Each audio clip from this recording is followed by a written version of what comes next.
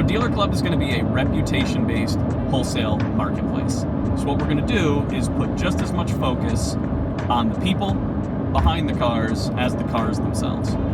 Hey, it's Joe Neiman, and I'm with Joe Guerra, and we have locked ourselves in a Chrysler Pacifica for the next 20 hours, and we're driving New York to Florida.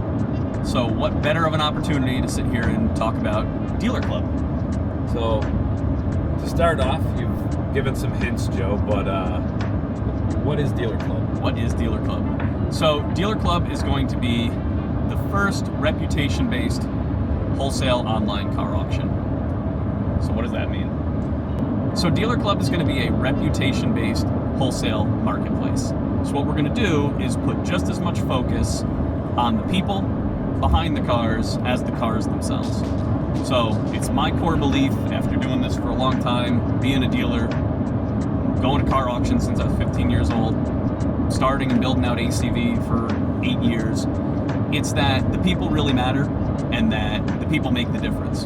And you can have the same exact car be represented from two different sellers, and it's the difference of whether I'm going to bid on it or buy it or pass on it altogether because of the reputation of that seller.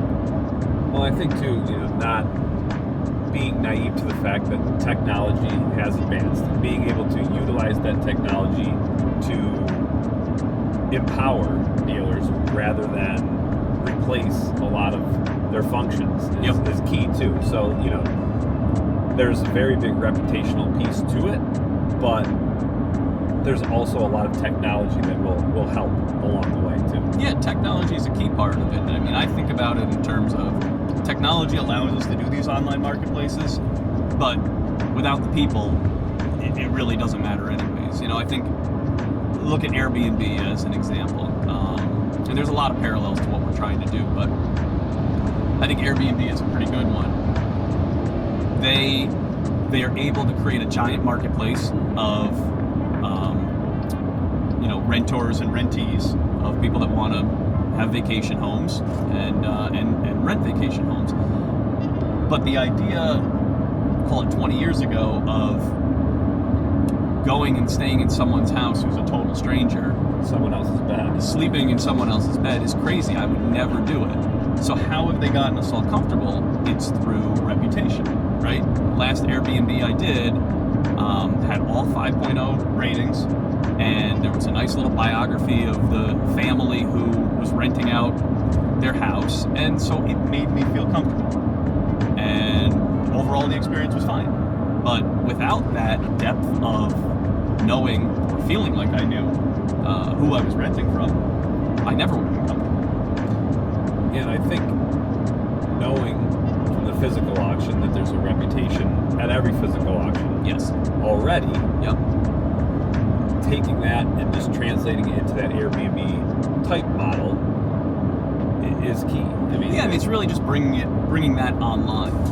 Because at the physical auctions, we, the car dealers, we knew, there's sharks that you're swimming with, and then there's friendlies, right? And there's people that I would go to the auctions and I'd buy cars from those same folks week in and week out.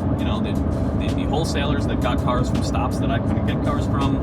They'd be new car dealers with their trades. And then there were also people that I just didn't trust, and I completely avoided them. And the tough thing about that is you go to a new auction one week and you don't know who the players are, and you're really swimming in uncharted waters for yourself there. So a lot of that knowledge at the physical auction, it's what I call tribal knowledge.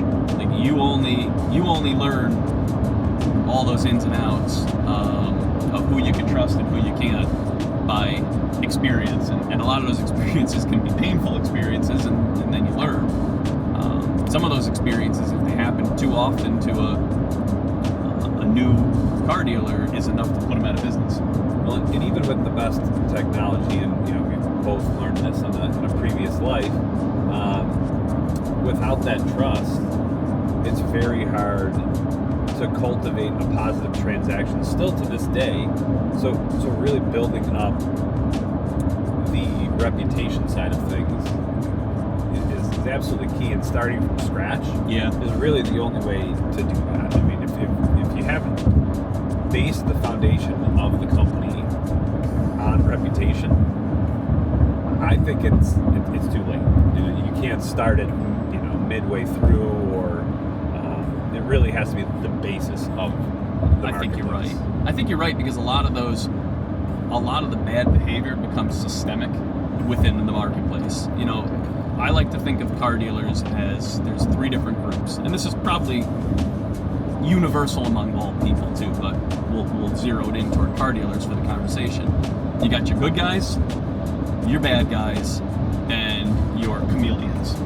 And the good guys are going to be ethical and full disclosure no matter where they're selling the cars. Almost, I don't say to a fault, because it's a wonderful thing that they're so kind and honest. But they're even more than they need to be, right? You got your bad guys who are always looking to take advantage. They're trying intentionally to find a way to sell a car without disclosing it, right? Or even on the buy side too, take advantage of a policy or a situation. For sure.